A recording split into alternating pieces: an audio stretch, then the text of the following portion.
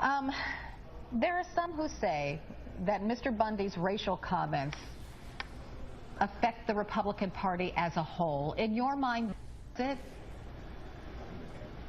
No. Carol Costello, ladies and gentlemen, and Sean Spicer, the head of communications for the RNC. Welcome to Gimme 5.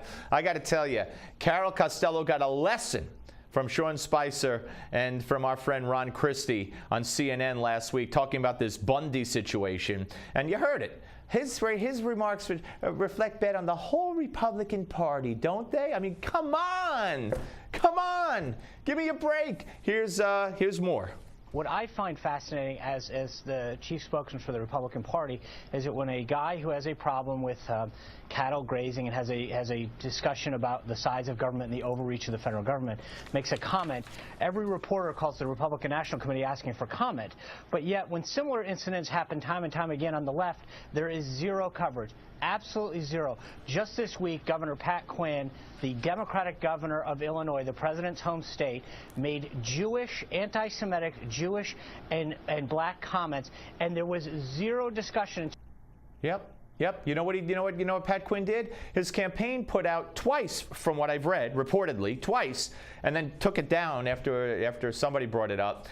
Links to an article saying that basically black conservatives are like Jews who helped Hitler during the Holocaust. Now that's nothing. No, an elected governor, Democrat from Illinois? Forget that. We got a farmer in Nevada. He speaks for the Republican Party.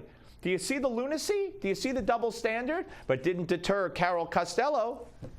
The Republican Party is trying to make the tent bigger, right? It wants to welcome in minorities. So when conservatives rally around someone like Mr. Bundy without checking him out, that hurts African Americans. They feel it.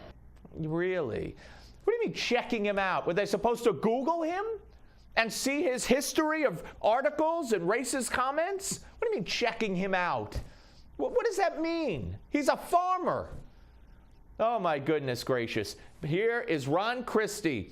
Go get her, Ron. The reason we're talking about this is some conservatives, more than one, embraced Mr. Bundy, including Senator Rand Paul. I want you to weigh in, Ron. Do you think that, and I'm not indicting all Republicans, I'm not, because there are a great many Republicans who were not on Mr. Bundy's side on either issue, right? I think that's correct. Good morning, Carol. I think that's exactly right. I agree with what Sean had to say, and it's a very important point to make here. Mr. Bundy does not speak for the Republican Party. Mr. Bundy is an individual in Nevada who was dealing with the Bureau of Land Management with grazing issues. Those were his issues. What I take exception to, however, is this sort of feeding frenzy in the media talking about, oh, Mr. Bundy came out with these racist comments and he somehow embodies all Republicans.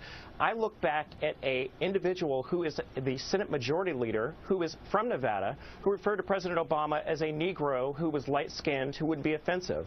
I look at the Vice President of the United States, who said that he was clean and cut and fresh. So if Democrats want to try to tar the Republican Party with one bigot, with one racist in Nevada who's a rancher, I suspect we ought to take a look at the Senate Majority Leader from Nevada who used the Negro word in very demeaning terms that I think the media gave not only Harry Reid, but the Vice President a pass on.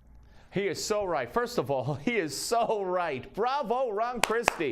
Bravo. I have written columns about Joe Biden, who in the span of a few months said that education is better in Iowa than in Washington, D.C. because there's more minorities in Washington, D.C. How many minorities do you have in Iowa? 2%. And then he made the 7-Eleven remark. You got to be Pakistani or Indian to walk into a 7-Eleven. And then he said Obama, clean African-American, the first clean African-American to run for president. That's not racist? And here's Carol Costello's explanation. I think the problem here is the Democratic Party doesn't have a problem in attracting minorities, and the Republican Party does. Because you guys don't cover it, though, Carol. Well, and Carol, Sean, hang on a second. The problem is because of the media? No, Carol, let me make this. All right, so Carol says you have to call Republicans racist when a farmer speaks because they're having trouble attracting blacks, and give a pass to Democrats because they're not. Woohoo! Steve Malzberg Show. The Steve Malzberg Show.